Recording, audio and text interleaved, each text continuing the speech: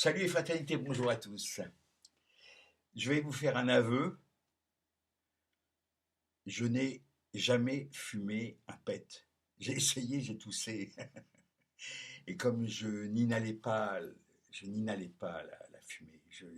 J'ai fumé, mais du tabac, la pipe, cigare, mais je n'inhalais pas la fumée, ça restait là, ici, là, hein. Voilà. Ça n'allait pas dans les poumons. Euh, donc, il paraît que c'est aucun effet. De toute façon, même l'huile de cannabis ne me fait aucun effet. Entre parenthèses. Donc, je ne sais pas si je voulais essayer. Je ne sais même pas. On me dit, il suffit de sortir, tu vas trouver ta boulette. Enfin, je ne sais pas, je ne sais pas. Ici, je ne sais pas où aller, qui voir, j'en sais rien. Vous voyez ce que je veux dire? Donc, totalement néophyte. Je dis pas que je ne suis pas un petit peu, des fois un petit peu bourré la gueule, mais j'ai toujours été très lucide et très conscient, très conscient. Je crois que c'est ça, en fait, ce qui m'a toujours fait.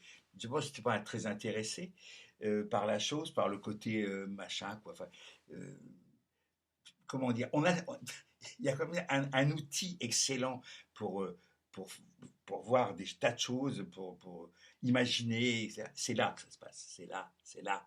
Ouais, c'est assez gros. Ça s'appelle le néocortex. Et il se trouve que pour l'imagination, c'est plutôt pas mal, quoi, hein.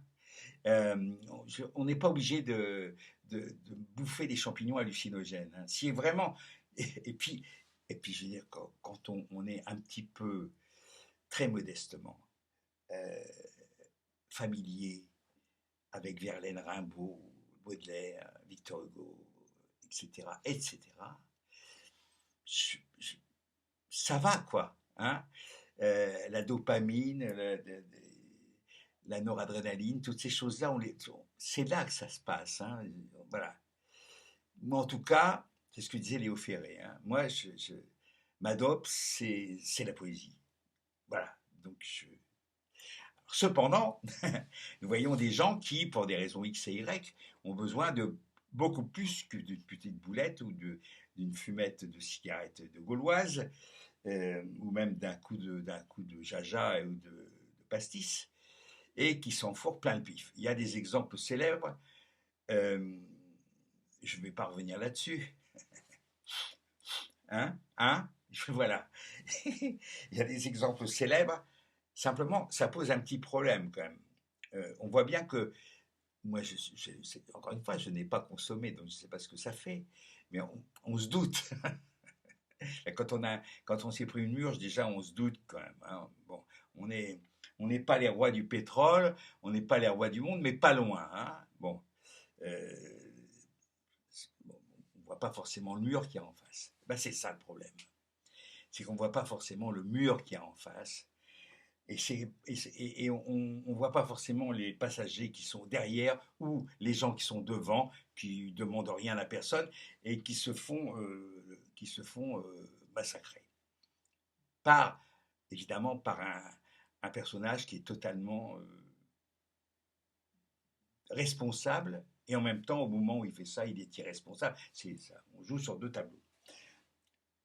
Mais il est responsable, moralement et juridiquement, je pense. Voilà. Donc, ce qui est intéressant quand même, c'est que de voir qu'un certain nombre de puissants, hein, euh, ont le pif dans la poudre quand même assez de façon fréquente, récurrente, permanente. Je ne vise personne, suivez mon regard. Euh, Tiens, Zelensky, qu'est-ce qui, c'est de la, c'est qu'est-ce qui, c'est de la Francine qui se met dans un Zelensky. Enfin, j'en sais rien, je ne connais pas perso, hein. Mais bon, il y a des soupçons.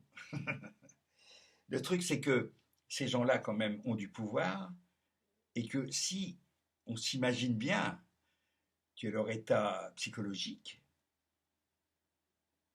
moral et mental n'est peut-être pas tout à fait au top et que ils se pensent,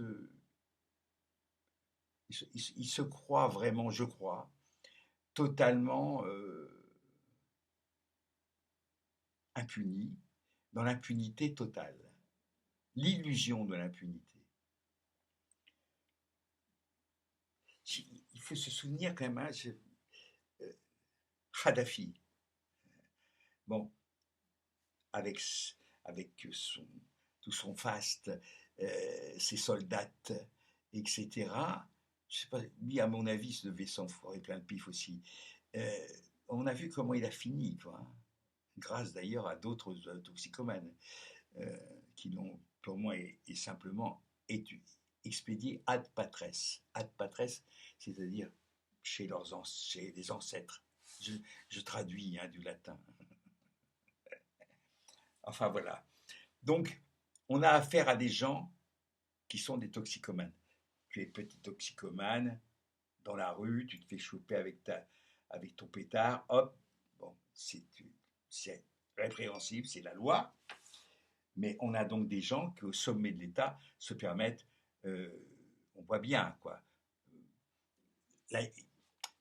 Le salon de l'agriculture, on voit bien que le monsieur qui a visité là dernièrement, à mon avis, il était chargé, quoi.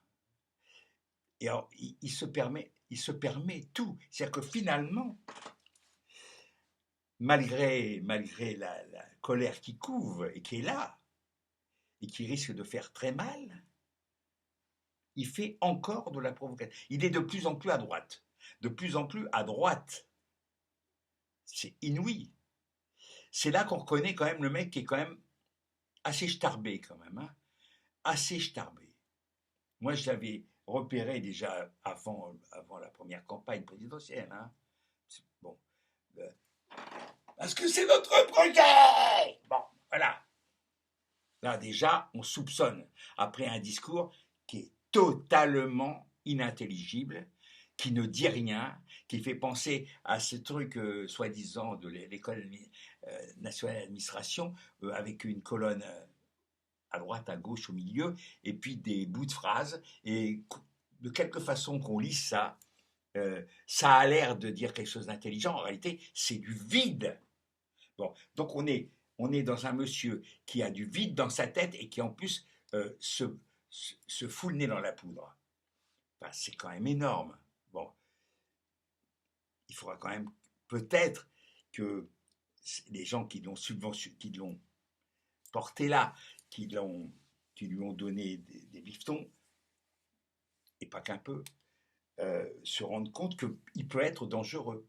Pas seulement il peut être dangereux comme un crétin au volant qui complètement chargé, qui sort d'une partouze effrénée et qui bousille la vie de quelques personnes. Enfin, on est quand même là dans un moment de folie historique. Euh, à quel moment il faut remonter pour peut-être Louis XV, hein? Louis XV peut-être, mais je suis même pas sûr que Louis XV se prenait des substances. Non, je crois pas. Enfin, peut-être pour bander quand il allait, quand il faisait plaisir les jeunes filles, très jeunes filles, comment c'était, le parc Auxerre, je sais plus très bien. Enfin, et puis certains personnages de la Troisième République ou de la Quatrième. Euh, on a oublié peut-être les balais roses de la Quatrième République, avec le président du Conseil, pas le président du Conseil, le président de l'Assemblée nationale, président de l'Assemblée nationale, de la Chambre des députés, qui s'appelait André Le Troquer, invalide de guerre, résistant, et qui est tombé pour une histoire qu'on appelait à l'époque de balai rose, en gros de pédophilie avec des très jeunes filles. Bon, entre parenthèses, il n'y a pas très longtemps, enfin il y a une vingtaine d'années, on a attribué son nom à une rose. C'est charmant, hein? Voilà, bon, il y a des gens qui font pas le rapport, moi je le dis. Mais là c'est pas un Le Troquer qu'on a assez. Une myriade de Le Troquer, en plus qui de façon internationale, parce que l'affaire Epstein, enfin, et d'autres plaisanteries de ce genre, prouvent que on est là dans la jet set de l'abomination euh, avec des gens qui font tomber à peu près tous les tabous. À peu près tous les tabous. Donc ça ne peut que se terminer très mal. Je ne parle pas seulement pour ces gens-là, mais pour tout le monde. Si deux allumés avec le nez dans la poudre décident de jouer au con avec Poutine, ça risque de faire très mal. Et il n'y aura pas que une ou deux personnes victimes collatérales. Ce sera beaucoup plus important. Enfin, je vois que quand même, l'histoire qu'on n'enseigne plus devrait être un petit peu reconsidérée de façon à voir les exemples passés. Mais à ce niveau, encore une fois, il faut aller très très loin pour, pour trouver des exemples aussi patents d'imbécilité, de saloperie. C'est invraisemblable. Invraisemblable. Voilà. Hasta la Victoria. J'allais dire, j'ai roulé un joint, non, même pas. J'ai même pas sucé une pastille Vichy. Excusez-moi.